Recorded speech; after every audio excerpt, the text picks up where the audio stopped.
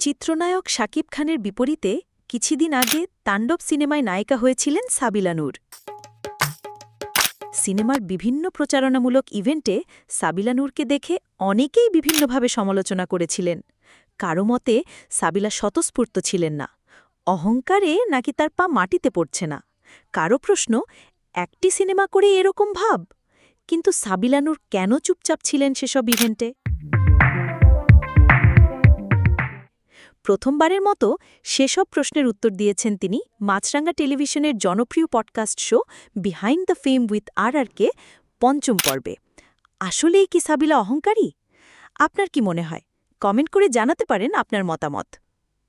এই পর্বে বিশেষ অতিথি হয়ে অভিনেত্রী নৃত্যশিল্পী সাবিলা নূর বলেছেন ২০১৭ সালের কথা, যখন মানসিকভাবে বিপর্যস্ত হয়ে দীর্ঘ সময়ের জন্য কাজ থেকে ছুটি নিয়েছিলেন।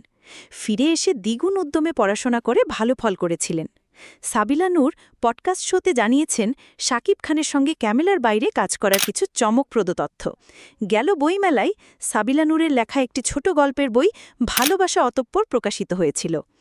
এর আগে হৃদিকা, পারাপার, মুখোমুখি অন্ধকার ৩টি নাটকের গল্পও লিখেছিলেন তিনি। পডকাস্ট শোতে সাবিলা জানিয়েছেন মন ভালো হলেও তিনি কবিতা লেখেন, মন খারাপ হলেও কবিতা লেখেন। লেখালেখি নিয়ে ভবিষ্যৎ পরিকল্পনার কথাও জানিয়েছেন জনপ্রিয় তারকা সাবিলা নূর।